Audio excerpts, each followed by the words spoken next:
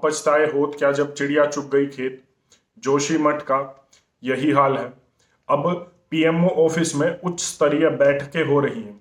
जो आसपास का 1.5 किलोमीटर का एरिया है उसे इमरजेंसी प्लान में लागू कर दिया गया है। 1.5 किलोमीटर तक सब कुछ अब सीज कर दिया गया है कि अब आगे वहां पर कुछ न हो।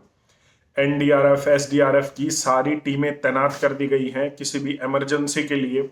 और इसके साथ साथ जियोलॉजिस्ट भूवैज्ञानिकों को अब नींद से जगाया गया है कि आप उठिए और सरकार को रिपोर्ट पेश कीजिए। खैर, वैज्ञानिक तो करें ही क्या, साइंटिस्ट तो अपनी रिपोर्ट समय समय पर देते रहते हैं, लेकिन सरकार अब थोड़ी सी ऐसा कह सकते हैं कि कुंभकर्ण की नींद से जाग रही है। पूरी तरीके से अभी भी नहीं जागी है, लेकिन जाग जाएगी। लेकिन यहां पर बात यह है कि न तो जोशीमठ पहला वो जगह है जहां पर ये हो रहा है और ना ही ये आखिरी। जोशीमठ के साथ साथ पूरा उत्तराखंड, हिमाचल, जो पहाड़ी क्षेत्र है, वहां पर जितने भी प्रोजेक्ट्स चल रहे हैं वो किसी ना किसी पहाड़ को नीचे से काट कर बनाए जा रहे हैं और आसपास की आबादी को प्रभावित कर रहे हैं।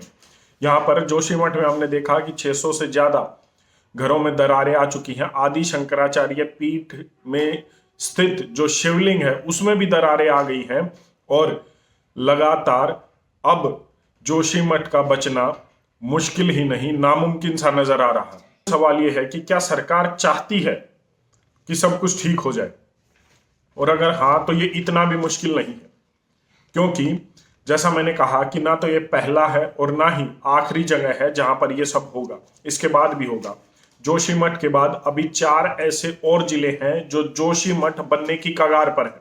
यहाँ पर बड़े बड़े रेल प्रोजेक्ट्स चल रहे हैं, पहाड़ों को काटा जा रहा है प्रोजेक्ट्स के नाम पर।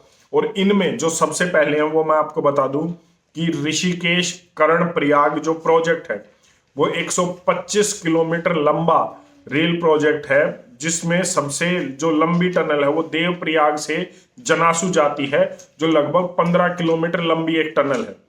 यही नहीं, इसमें बाकी 15 जो टनल हैं, इसके अलावा इस प्रोजेक्ट में 15 टनल और हैं जो पहाड़ों को नीचे से ब्लास्ट के माध्यम से काट कर आगे बनाई जा रही हैं। और इससे हो क्या रहा है, इससे 4 जिलों के 30 गांव और हजारों की आबादी अब खतरे में है। जोशीमठ की तरह मकानों में, घरों में दरारें आ गई हैं इस ब्लास्ट की वजह से, और ये भी अब जोशीमठ की ही कगार पर है, कभी भी कुछ भी हो सकता है।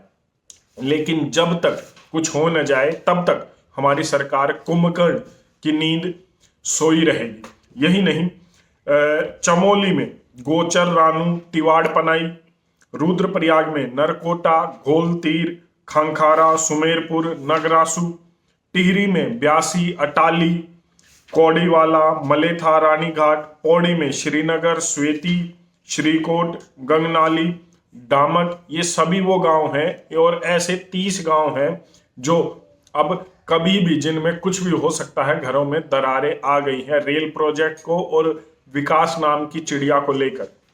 ये लगातार चल रहा है, सरकार अभी भी इन्हें नहीं रोक रही है और ना ही रोकेगी जब तक उसे ऐसा न लगता हो कि अब पहाड़ पूरी तरीके से कोलैप्स हो जाएंगे और प्रोजेक्ट खत्म हो जाएगा, जब तक ये नहीं रुकने वाला। की बात यह है कि ये हमारे प्रधानमंत्री का एक ड्रीम प्रोजेक्ट है।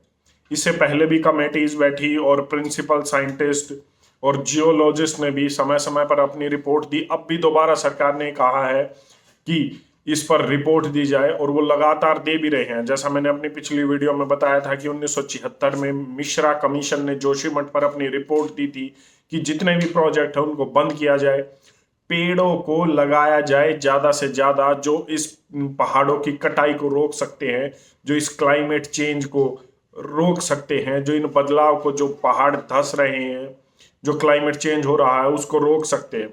लेकिन कोई ध्यान नहीं दे रहा। पेड़ लगाने पर जितना पैसा आता है वो हम सभी को पता है। ये हिमाचल उत्तराखंड की बात नहीं कर रहा हूँ, ये पूरे देश की बात कर रहा हूँ। वो सिर्फ और सिर्फ नेताओं की जेबों में जाता है और फिर जब कुछ ज्यादा हो जाता है तो वो स्विस बैंक में चला जाता है।